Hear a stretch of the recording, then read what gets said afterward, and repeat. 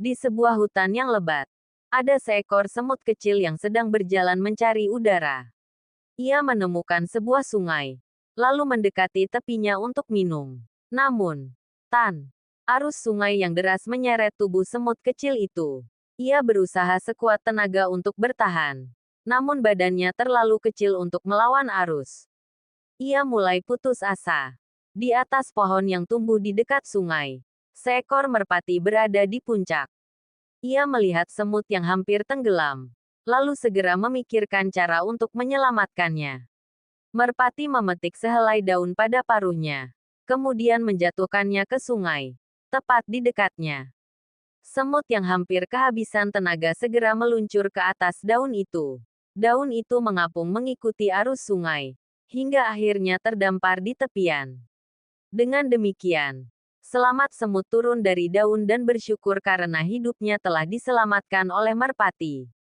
Ia berkata, "Terima kasih, merpati. Aku tidak akan pernah mencintai kebaikanmu."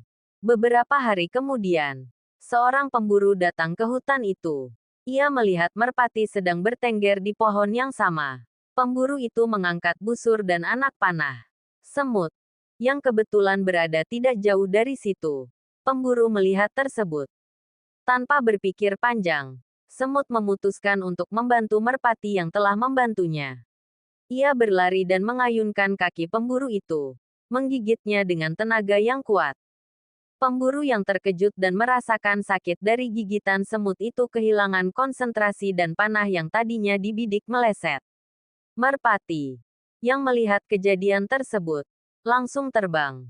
Kebaikan akan mendatangkan balasan. Setiap perbuatan baik, sekecil apapun, akan berbalas pada waktu yang tepat. Seperti semut yang diselamatkan oleh merpati, ia pun membalas budi dengan membantu merpati pada saat diperlukan. Jangan meremehkan orang lain meskipun semut tampak kecil dan lemah. Ia memiliki kemampuan untuk memberikan bantuan besar. Saling menolong mempererat persahabatan, hubungan yang terjalin baik karena adanya rasa saling membantu. Kisah pemahat patung dan batu. Di sebuah desa kecil, hiduplah seorang pemahat patung yang sangat terkenal dengan karyanya yang luar biasa. Setiap patung yang ia buat tampak hidup, dengan detail yang sangat indah. Namun, suatu hari, seorang pemuda datang kepadanya dan bertanya, "Bagaimana kamu bisa membuat patung-patung ini dengan begitu indah?" "Saya telah berlatih selama bertahun-tahun, tetapi hasilnya tidak seperti yang kamu buat." Pemahat patung itu tersenyum dan menjawab, "Aku tidak mengukir patung ini. Aku hanya mengukir batu yang menutupi patung tersebut." Pemuda itu merasa bingung dan bertanya lebih lanjut, "Maksudmu, batu itu sudah ada patungnya di dalamnya?"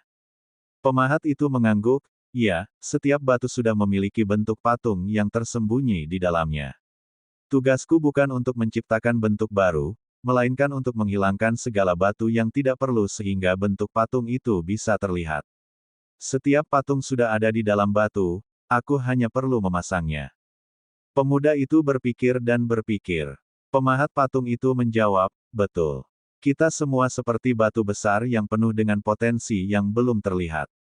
Tugas kita dalam hidup adalah untuk menghilangkan hal-hal yang menghalangi potensi tersebut, seperti ketakutan, keraguan, atau kebiasaan." Hikmah dari kisah ini, potensi tersembunyi dalam diri setiap orang dilahirkan dengan potensi besar, tetapi seringkali kita tidak menyadarinya karena banyak hal yang menghalanginya. Seperti batu yang penuh dengan patung tersembunyi, kita memiliki kemampuan dan kelebihan yang hanya perlu kita gali dan kembangkan. Proses diri adalah menghilangkan yang tidak perlu dalam hidup. Kita seringkali dihadapkan dengan banyak hal yang menghalangi kita untuk mencapai potensi terbaik kita. Kita bisa disebut hal-hal besar jika terus berusaha.